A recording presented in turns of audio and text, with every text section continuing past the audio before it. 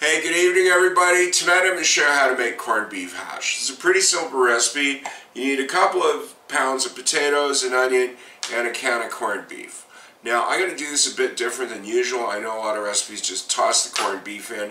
I am going to drain it and rinse it to try to get off as much salt as possible because I just find this stuff too salty, plus it's not that great for your health. First thing to do is get the onion going.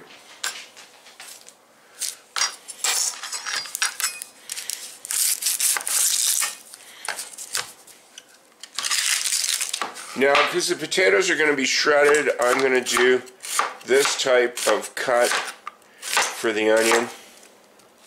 It's a lot quicker, plus also you get the same type of texture as you will with the potato shreds. So start your pan over medium heat with some butter and a bit of oil to make sure the butter doesn't burn. Probably around 2 tablespoons of butter and a couple of teaspoons of oil. You don't have to wait, you can just put that in right away. Just let that go for a bit and start peeling your potatoes. Yeah, this is not the best time of year for potatoes, so see if you got any nasty bits that I gotta go and just cut those out, or get another potato. Well, I didn't lose that much, so just peel those as normal. Now once you got all your potatoes peeled, get a bowl of water. Now I put a glove on for this, not that you actually need one for hygienic reasons or anything, but because I usually have a tendency to shred my fingers, and it's less likely to happen with a glove on. Use the large side of the grater. If you like yours cubed, go ahead and do that. Put those in the water and just keep going. Now the reason you'll see right away is a lot of the starch will come off right away. If you need some water, put some. That means they'll fry better and they won't stick together as much. So once you got all your potatoes grated there, get them in the water.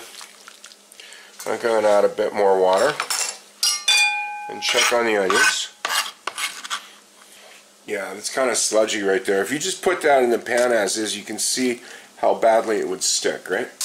I did turn it down. I stopped while I was grating because it sounded a bit too frisky from the counter, and I turned it down a bit. So what you're looking for is a nice caramelized like that. And I can just let these go at this lower heat while I finish dealing with the potatoes. So what you can do is just hold the strainer over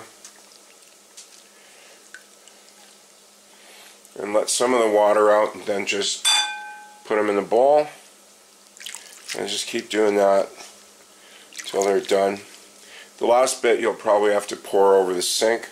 You don't want all of the starch gone because then they won't stick together at all, but you don't want all of that in there either. Yeah, you can see what's left in the bottom there. Okay, that's good. I just poured that out. So we'll take that back to the stove, toss that in.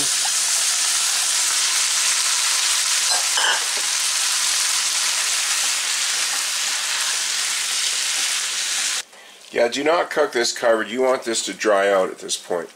If you've never dealt with one of these before, get the key off first. So just kind of lift it up till it slides right out. Okay, and then put it on from the bottom.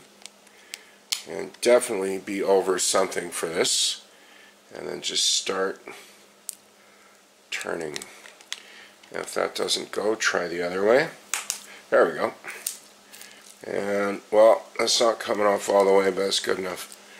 Alright, that's really greasy and salty, so I'm just gonna fork kind of break that up, and yes, I'm going to give this a rinse.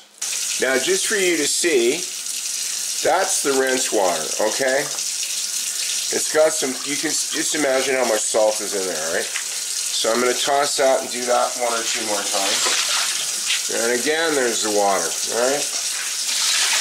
Yeah, 3 times will do it. I'll just let that drain in here. You don't want to lose like all the flavor. Now you can start to see the change in the color the potatoes a little bit. That's good. You definitely don't want this to burn, so you want to be just a tad patient with it. And the water had nearly come clear on the third rinse, so that's good.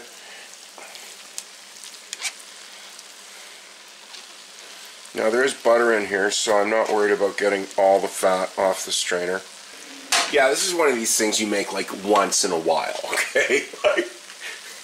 Now with all that extra water in here, yeah, you can turn it up a bit, but you're going to have to keep a really good eye on it and just keep stirring. I've got the heat up fairly high here because I want the bulk of the water to come out as soon as possible. And you'll see that it's already starting to stick, which is sort of good because you want it all crispy-fied at the end. So what I'm going to do is I'm staying with this constantly to get all the water or most of the water out. This is another reason why you'd rinse them, or else it would just be a goo right now. And once that's nearly good, then what you do is you do want to turn it down. Oh, and if there's any like huge chunks that didn't get grated, just pick them out. Those won't be any tasty. So I'm just going to kind of let this mellow, because the next stage is going to be flipping it with a spatula when it starts to get nice and crispy. Okay, so looks like it's starting to cook up. Yeah, and what you do, oh yeah, there, you get it from underneath and just like turn it over. There you go.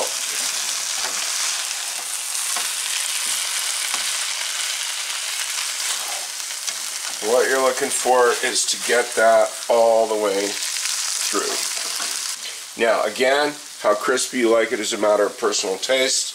With this stuff, I really want it crisped up, so I'm going to leave it at medium heat. That was 10 minutes, and I'll let it go another 10 minutes. Yeah, it's looking pretty good. Let's just see. Yep. Well, yeah, get all those nice bits stuck on the bottom back in the hash. Now, there's two ways to go at this point. I mean, depending how cooked you like it, you can eat it soon. If you're getting tired of sitting around, you can turn the heat up, but you're going to have to stay with it like constantly for it not to burn. And there's enough grease in here it should not stick if you watch it, or you can just keep going. I'm going to take this slow road tonight. Yeah, that's the nice done texture. Got a good toasty smell. Yeah, it's cooked. And it's just damp enough in the middle. So that's how I make corned beef hash. This is good for an occasional treat, but I wouldn't make it a regular habit. Some people just have it like that. Other people put ketchup, whatever you like. Thanks for watching. See you again.